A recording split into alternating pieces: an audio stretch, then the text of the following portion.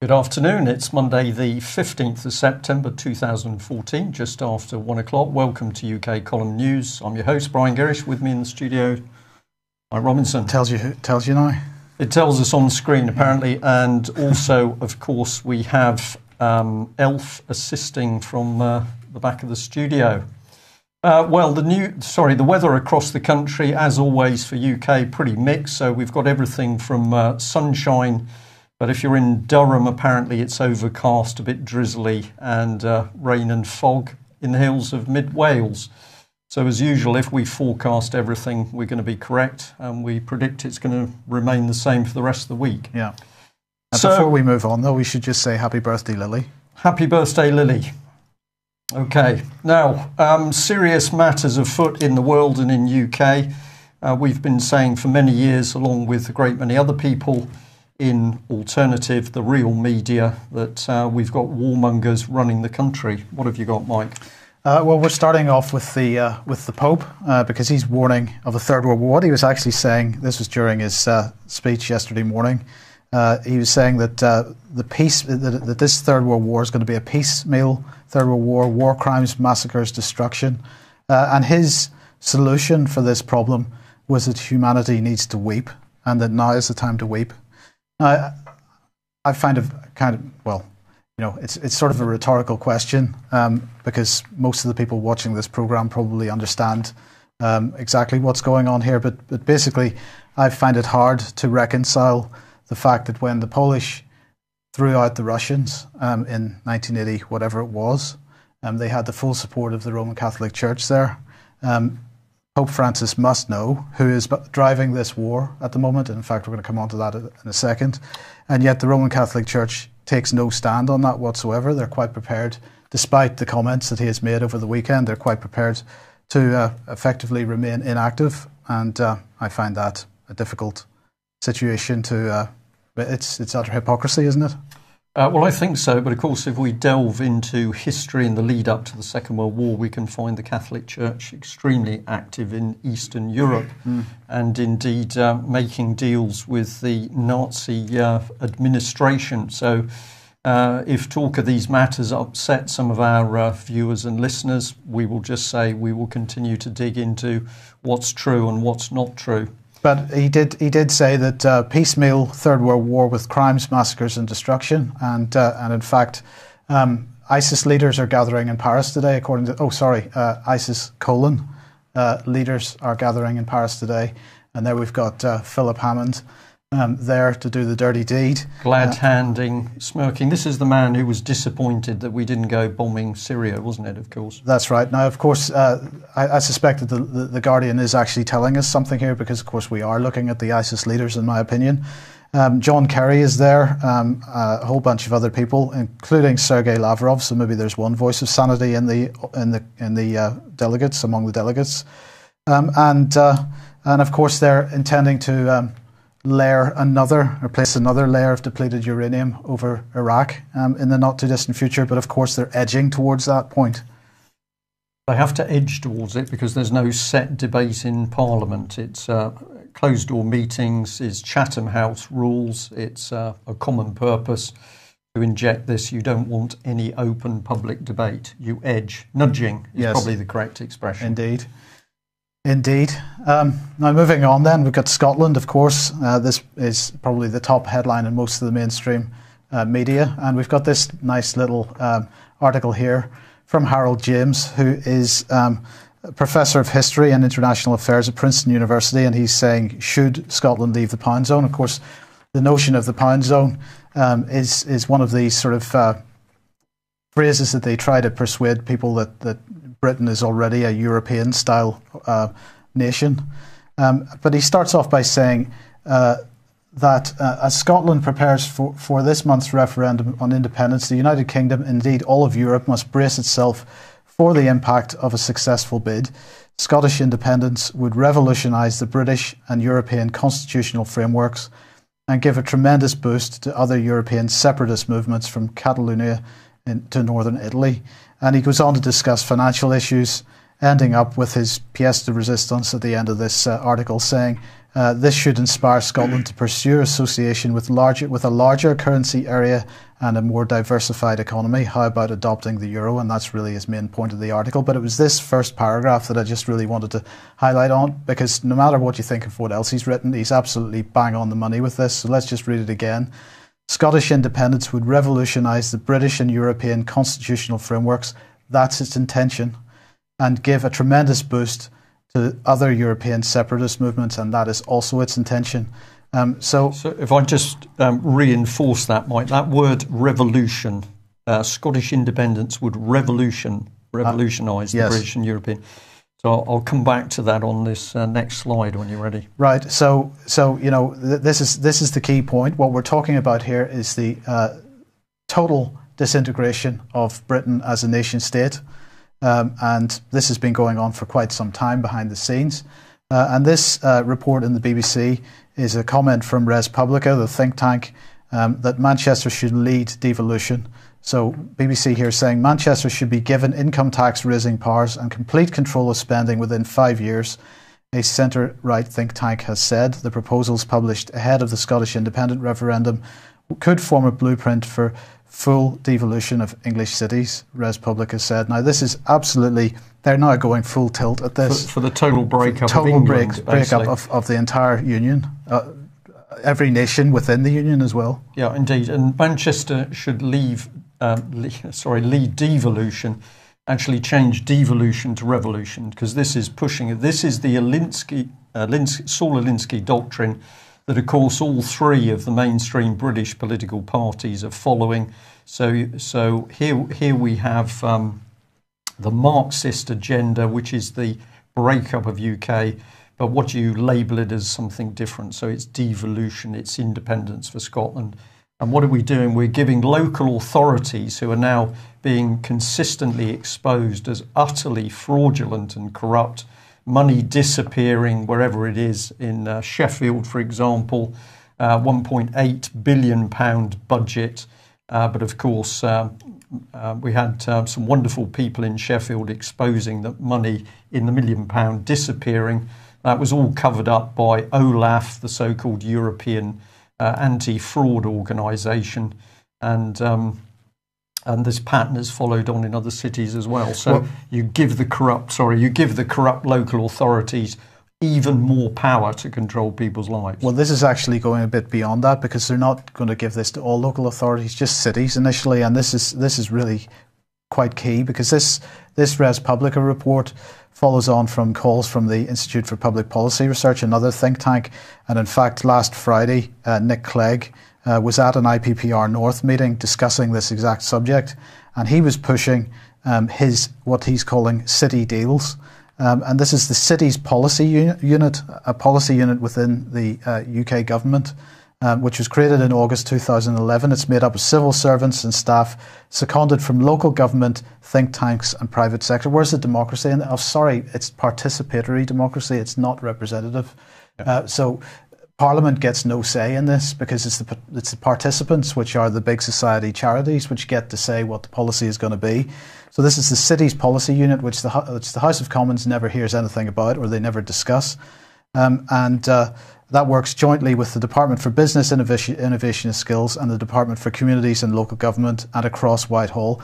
And the goal of the city's policy unit is to work with both cities and government to help cities create new ideas and turn the ideas into successful plans. And what we're looking at here is feudalism and the return of city-states, the breakup of this nation, and its communitarian policy.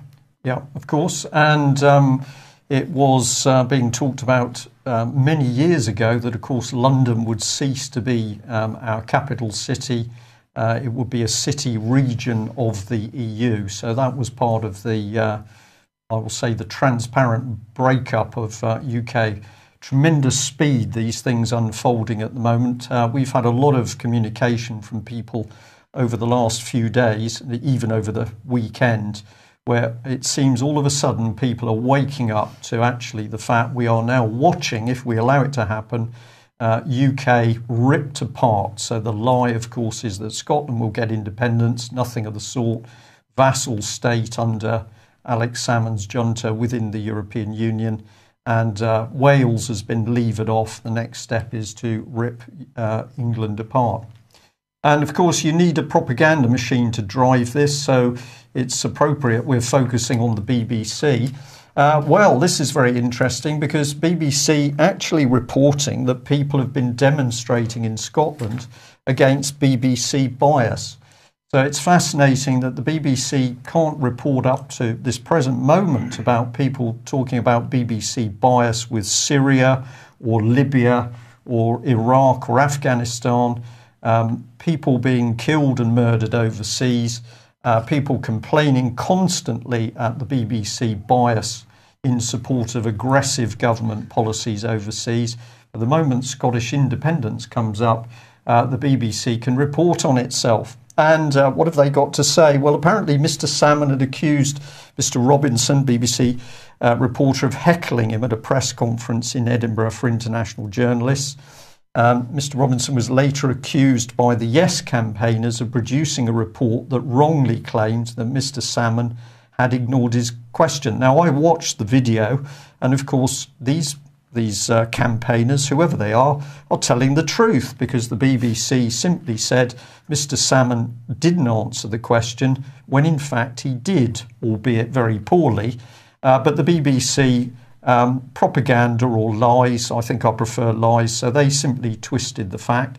But notice that the BBC now uses this in order to help inflame the Scottish independence situation.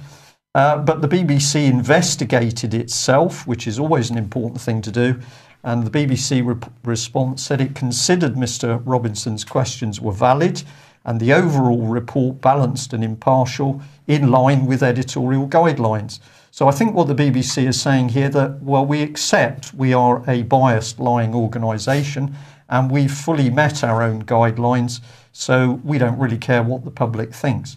But the BBC wasn't able to report a judge being arrested a couple of years ago in Birkenhead. 600 people on the streets to arrest a judge. What were people demonstrating about corruption in Britain's courts, not reported by the BBC. As I've mentioned, the overseas wars not reported by the BBC. The truth about Jimmy Savile not reported by the BBC. Child abuse at the moment not reported by the BBC. Melanie Shaw, one example. But now independence is there. Well, BBC can come to the fore and help stir the pot.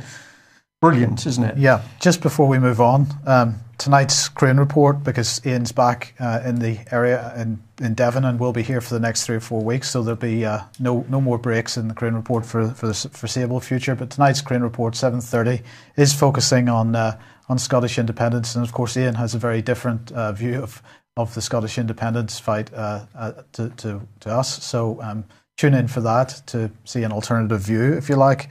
But I think we're sticking with our position on this. Certainly are. Well, thank you to the viewer that sent this one in. Now, I didn't get a lot of time to have a look at this. We decided to run with it because we felt it was so important. But if you go on YouTube, you can find this speech here. And essentially what this is in Germany, people are now beginning to complain about the need to pay broadcasting fees when clearly the government in Germany and the government agencies are not telling the truth. So this is not something now that's coming to the fore just in Britain. We're starting to see it in other countries, and you may choose to go and have a look at that film clip. Of course, it's got subtitles, but anybody who speaks fluent German, we'd love to know a bit more detail about what this gentleman had to say. Well, is our government prepared to lie to us? The answer is overwhelmingly yes. And let's come back to the Foley video. This was the one, and we're going to bring you back to the Met Police, who said that viewing, downloading or disseminating this video might be an offence under the Terrorism Act 2008. Well, the UK column, of course, dared to get in there and ask why. And as we've reported over several days, the response from the Met Police was that they couldn't really justify what they had said. They ended up by saying, well, we did it to be helpful to people.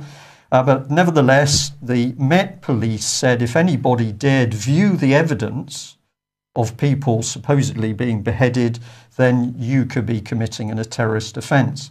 So many thanks to the viewer who pointed this out to us, but an extremely interesting article on the Police Oracle website, where David Pickover answers a question relating to terrorism legislation and the viewing of online videos.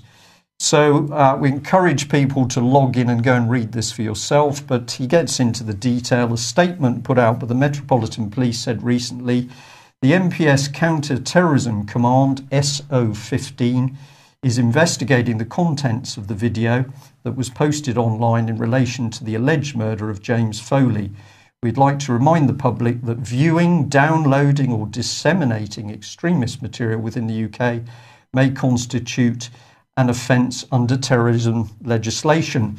Now, in his answer, this gentleman says, up front, in my view, the simple acts of downloading or viewing the material mentioned in the question does not constitute an offence. And he goes on to say a bit more, so you can read all of this.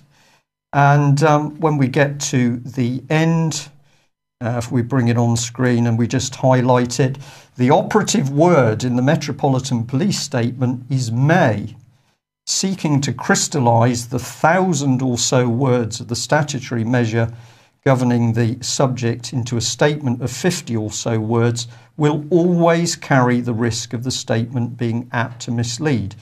Now, I think a sensible person applying common sense would say, if that is the case, then it would appear that the objective of the Metropolitan Police was clearly to deceive, because, of course, they are the experts in counter-terrorism. Therefore, they must have been fully aware that to use the word may would, of course, cloud the issue in the public domain. So we're going to say how interesting that we now have policemen and experts on law starting to point a finger at the Metropolitan Police Service for essentially massive propaganda to frighten the public away from analysing videos which to date have still not been proven as 100% reliable evidence of murder. Is the attempt to deceive us? Yes. I think so. And of course, if you're going to do that, we need to play with people's minds.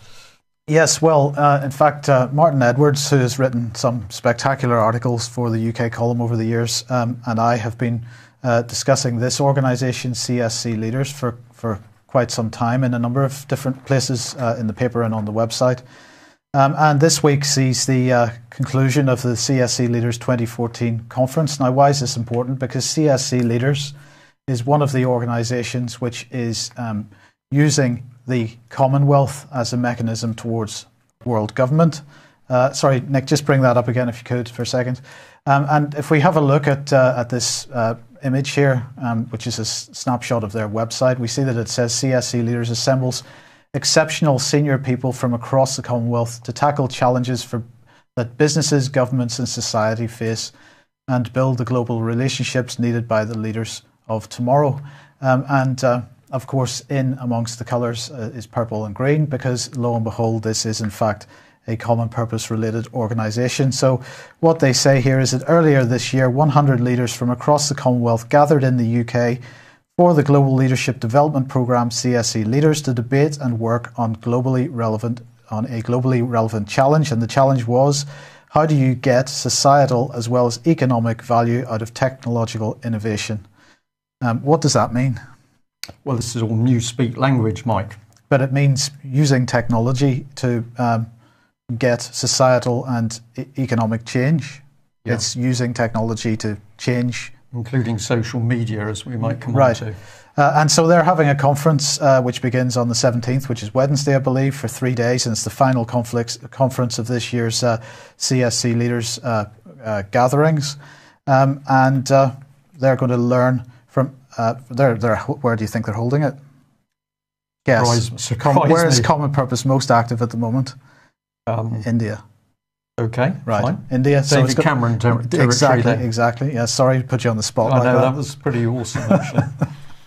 Okay, so, right, what do they say about themselves? CSC Leaders is a global leadership program for 120 exceptional senior leaders selected each year from government, business and NGOs across 53 countries of the Commonwealth. Participants tackle challenges that business, governments and society face today and build the global relationships needed by leaders of tomorrow. CSC Leaders is a partnership between Common Purpose and the Duke of Edinburgh's Commonwealth Study Conferences, and is a renewal of the old Commonwealth Study Conferences. So this is absolutely, you might say, British Empire. It's the royal family getting involved in politics. And who does the selecting of these future leaders? This is the key thing. They're all selected. Who selected them? Well, that's an interesting point. That it's, of course, other recognisable corporate leaders, and there's very much a corporate spin on this. Yeah. So it's really demolishing the idea of the nation state in the favour of the corporation, which is why I found this article in The Guardian today a bit of a coincidence, just a bit too far perhaps. Cameron and UKIP's backing for a treaty that lets corporations devour public services exposes their duplicity. And I have to say, I'm afraid I do apologise in advance to anybody that's sort of a grassroots supporter of UKIP here, but this is exactly the point that I've been trying to make about UKIP's leadership for quite some time now. Here we have UKIP that has the opportunity. Sorry, Nick, just put that back a second if you could. Here we have UKIP who has the opportunity to get behind the Bradbury Pound campaign, to look at what's going on in the BRICS nations that I've been talking about for the last number of weeks, and the development that's going on in so-called emerging markets at the moment. And these guys are continuing to push the City of London financial system on us unbelievably. So here we have the Transatlantic Trade and Investment Partnership, and we had Mark from American Free Press on this programme over several months, talking about this Transatlantic Trade and Investment Partnership and how dangerous it is.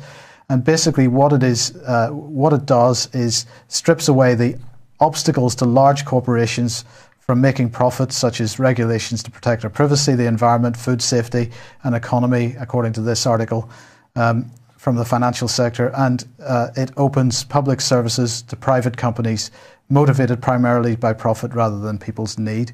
And UKIP absolutely behind it, because they say that because of the situation with the financial sector, because of the situation with the European economy, we really have no choice. We do have a choice.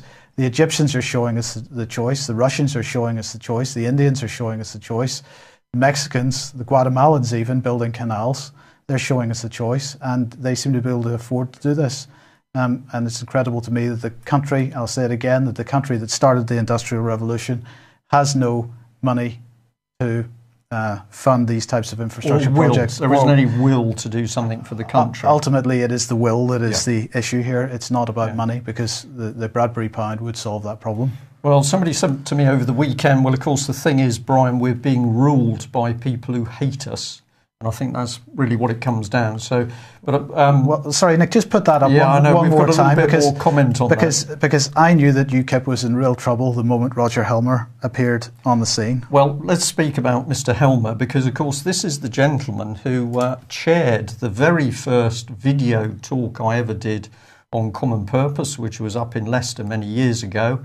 I made sure when I gave that talk that I used evidence. Everything I put up on screen was to do with documents, reports. It was factual, it was evidence-based. I got a tremendous report from the audience, a response from the audience, and of course later that video had about 90,000 hits before it was pulled off YouTube. But the interesting thing is, when I finished my talk, and I was speaking to some members of the audience, and then I looked to see where the chairman, Mr. Roger Helmer, was, he'd left. And Roger Helmer never spoke to me again, even when I contacted his office on many occasions to say to him, well, you saw the evidence I put up, what is your comment?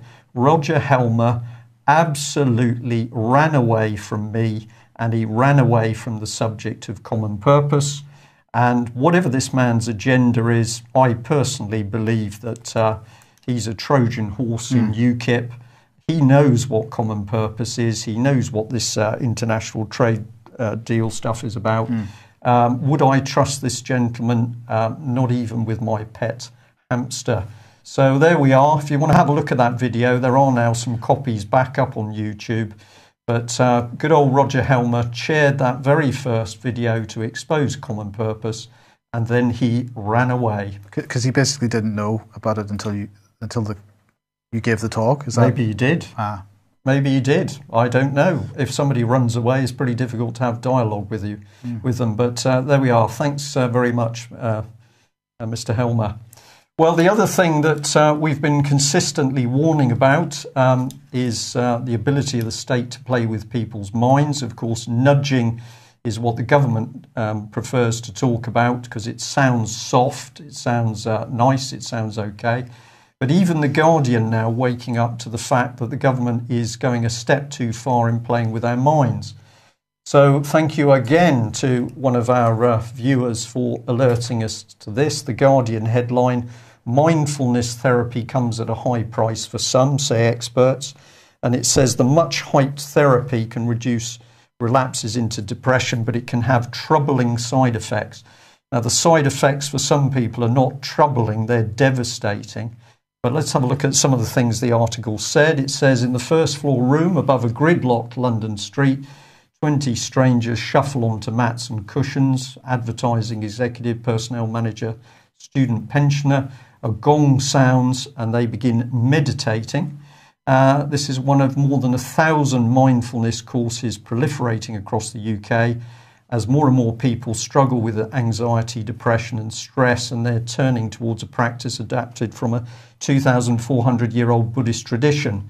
And what the psychiatrists have been saying is, well, it can bring benefits, but mindfulness meditation can have troubling side effects. Evidence is also emerging of underqualified teachers presenting themselves as mindfulness experts, including through the NHS. So the real meat of this article is this is not about small groups of people just meeting to do something themselves.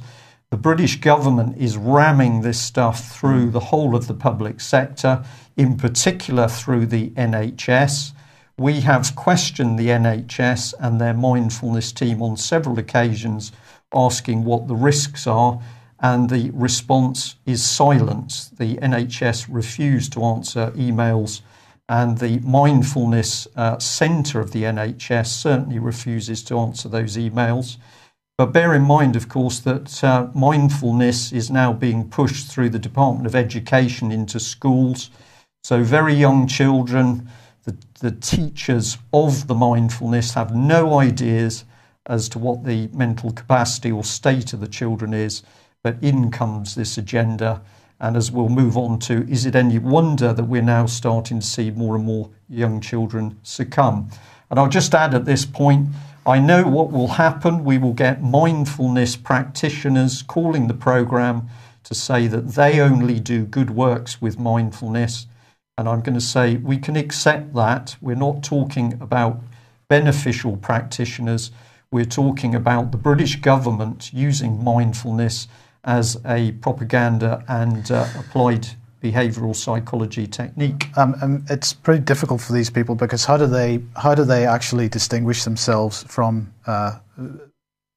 practitioners who are perhaps using these techniques for a political purpose or a well, in many cases, simply by giving it, they're actually helping the process, because the agenda, as far as I'm concerned, in the country is that you are creating, the government creates more and more stress, there's more and more breakdowns in families, children are taken away. What are the mothers and fathers offered?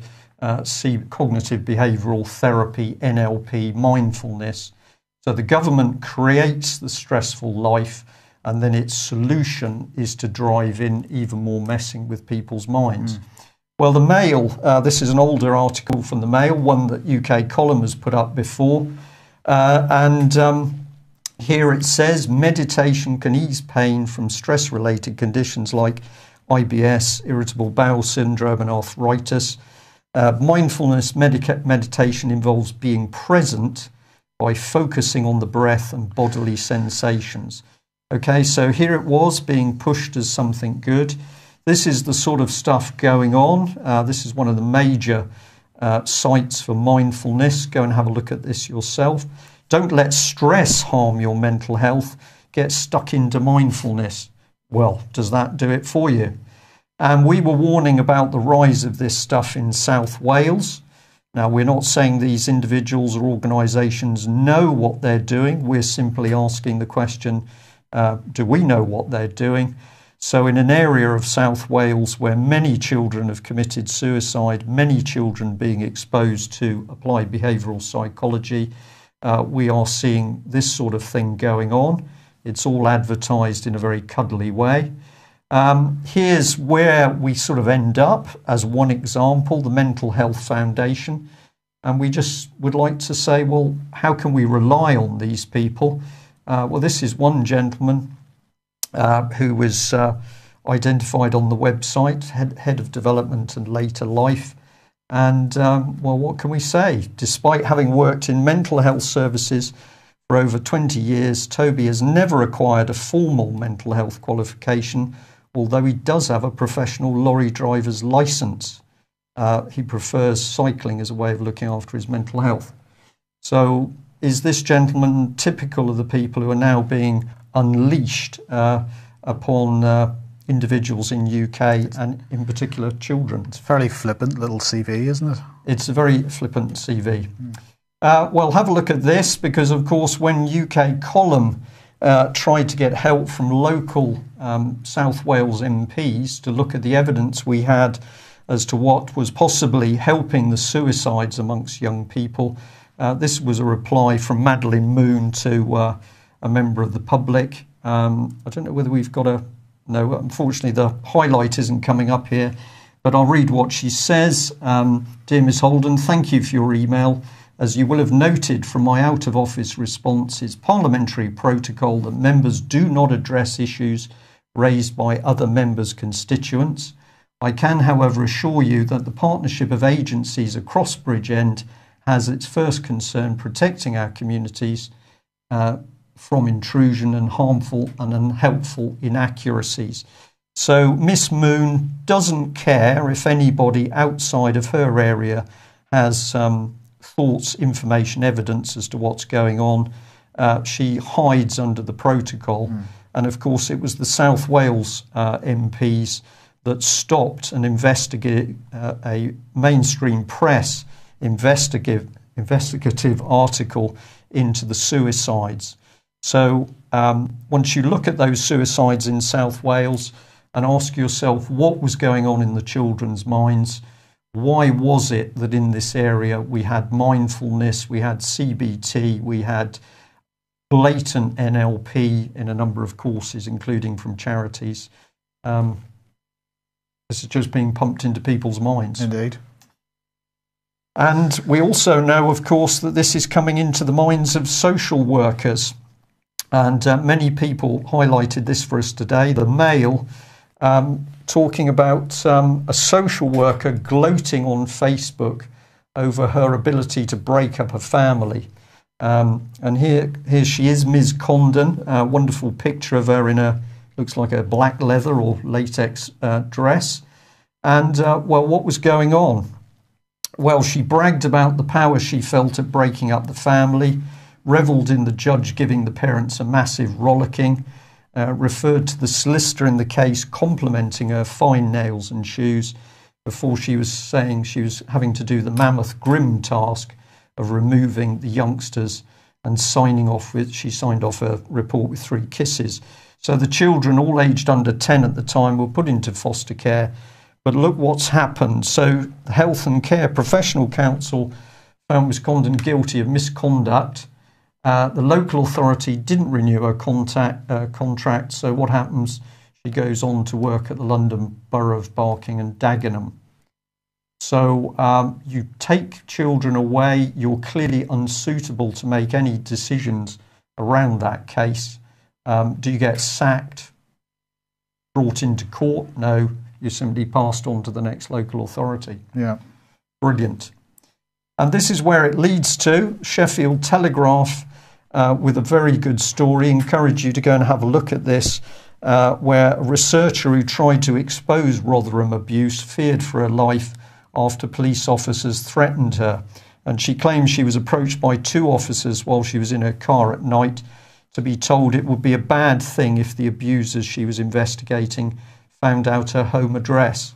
Now, I can say online that we know for certain that people trying to assist whistleblower and child abuse victim Melanie Shaw in the Nottingham area, people are being threatened. It's quite clear that local authorities, including Nottingham Police, are extremely frightened at the speed of public response and the digging into what's actually been going on in these children's homes. So, of course, the threat is not something that's just happening in Rotherham. It's now happening in Nottinghamshire as well. And the police are really gearing up on things because we're delighted to receive this morning, pointing out that the police are becoming ever more professional in the media capability that they have.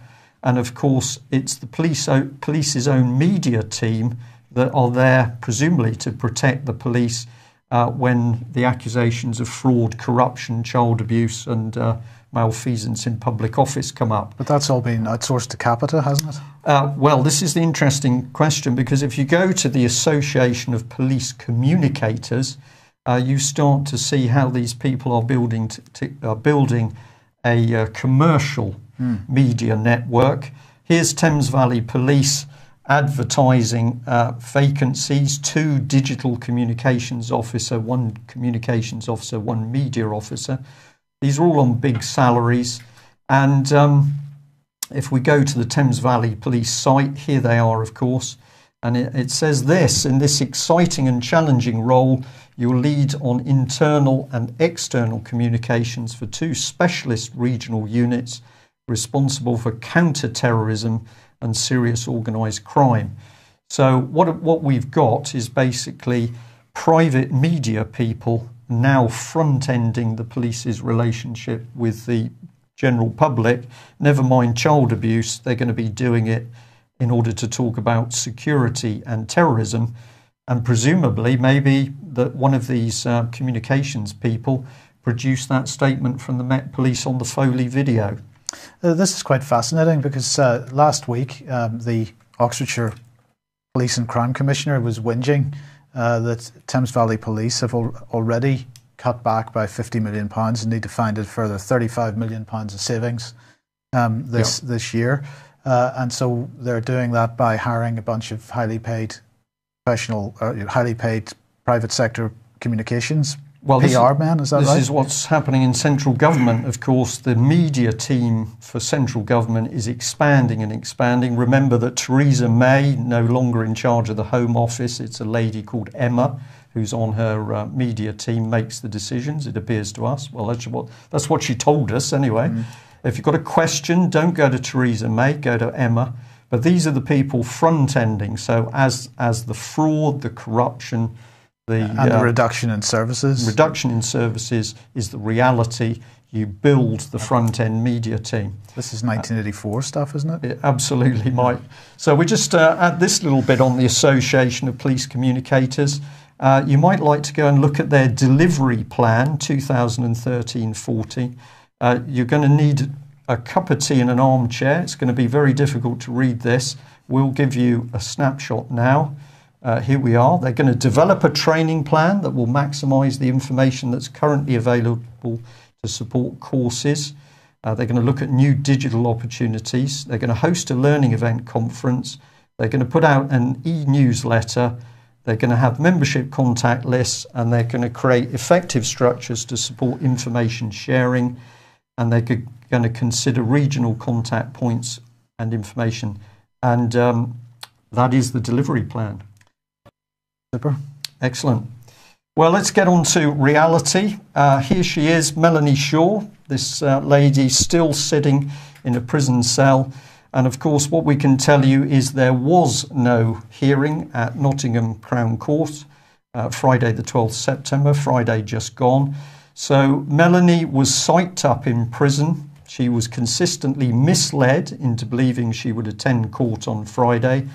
We understand that she believed this as late as Thursday, the 11th of September, and she'd even been told to get ready for the Sodexo HM Prison Peterborough prison van by 9 o'clock in the morning. So she was told, make sure you're up, dressed, ready to go for that van at 9 o'clock on Friday morning. And it now appears that Melanie's legal team were either confused or ill-informed or unaware of a hearing, but they were unable to tell Melanie the truth. So you can imagine the pressure on that young lady. We just bring up these two, Debbie White, Chief Executive of Sodexo, and here's her lead man, Tony Leach. He's Managing Director of Justice Services. So we've stuck on the tails of Sodexo. We sent them an email recently. This is the email, just putting it on screen. If we blow up the text for you, we asked Sodexo's media team the following. We have received new reports from members of the public, which we've now checked and verified as true, that prisoners in Sodexo's HM Prison Peterborough are being denied medication, and in one case a prisoner has been locked up for 24 hours in solitary confinement and denied both food and medication. Many people will regard such treatment as cruel and inhuman, aside from being clear breaches of Sodexo's duty of care. I view this new evidence of brutality at a Sodexo prison against your media response below, which was itself woefully inadequate and evasive at the time. It's not worth me putting that on screen because it was one sentence that says, we Sodexo look after people. I ended the email to them, already in the public interest. We now regard this as a matter of public controversy and request a full and proper reply from Sodexo Chief Executive Debbie White. Thank you for your assistance. Well, what did we get back? Well, we got this back, which the media team, Alastair Drummond, said was to be attributed to a Sodexo Justice Services spokesperson. Well, we take that to be Tony Leach. He's the man carrying the can. And what does he say? All our prisoners at HM Prison and the Youth Peterborough, sorry, I can't remember exactly what YOI stands for, but it's the Youth Internment Peterborough, have access to food, clinical care, appropriate medication, washroom facilities, and other daily necessities. The controller is on site every day with the responsibility for ensuring these essential requirements are met. We have no prisoners segregated without food or water for a 24-hour period. So somebody is clearly not telling the truth. Well, we just bring that. Sorry. Sorry. It doesn't matter. It doesn't matter. Put it back, Nick. I'll come back. Here we are. Yeah, we're playing ping pong here. We have had no prisoners segregated without food or water for. But that isn't what you said. Food and medication. Indeed. Yeah. So they've twisted that to say food and water because that's the truth. So the reports coming out of the prison. Now, bear in mind, Sodexo say they can't comment on what is happening to individual prisoners. So how can they make that statement then? Well, this is the interesting question. So we have information coming out of the prison that indeed prisoners are being denied medication, are being locked up for 24 hours without medication and in one case food. And this gentleman either doesn't know what's going on in his own prison or somebody's telling porky pies. But this comes back to the PR, the police PR business, because of course what we're talking about here is exactly the same type of thing. You provide no service, but then you've got a nice layer of PR on top to say that you are providing the service. Yes. Yes. Of course. So if we just dig in a bit more, this is part of another response that came back from Sodexo, which said if you have trouble locating people, you can use this prisoner location service, which is absolutely fine. We just found slight irony here that at the bottom of the Sodexo letter, here we are, it says Stop Hunger. So they're supporting charities to stop hunger. I think I ought to be able to bring the background up there. Sodexo, quality of life services, making profit from people suffering in prison. Well, there you go. What are we going to do about it? Good question. Well, we're going to have a conference to start off with, and 1st of November. The full details are now on the British Constitution Group website. Please go and have a look at that. Tickets are now available. A number of tickets have already been sold. Come and join us. We're going to organise people, try to get people becoming active at this conference. Remember, it's 2 separate one-day events. So the British Constitution Group on the Saturday the 1st, and Dr. Graham Downing on Sunday the 2nd of November, his conference discussing the situation with antibiotics and how to look after yourself when antibiotics don't work anymore, which the government is saying is going to be within the next 7 years or so. So please come to those conferences. At the end of the day, what we're talking about in this news programme today, we've got to start doing something about it. If we don't get ourselves organised to do that, we're not going to survive, frankly. It's not going to be a pleasant country to live in, at the very least. So we've got to do something about it to stop this country being split up, destroyed, our constitution being destroyed. By people who clearly hate us. The people in power, in government, clearly hate us for whatever, because of what we believe in, because of our religion, whatever it is. It's clear that these people simply despise the general public. Indeed. Don't forget, we've got Rodney Atkinson. Yes, speaking at the conference. Please support him by getting a copy of this book. Fantastic book. It doesn't cost very much, so really there's no excuse. It's only £1.20 or something on Amazon and iTunes. So please get yourselves a copy and have a read of that. And I'll just end on a note of, aside from the conference, aside from getting people together, if you're out there doing things, work with other individuals. We don't all agree on all subjects, but the important thing is we have a very large number of people who do agree on the basic subjects. And we're going to say from UK Column that the single topic to concentrate on is the child abuse.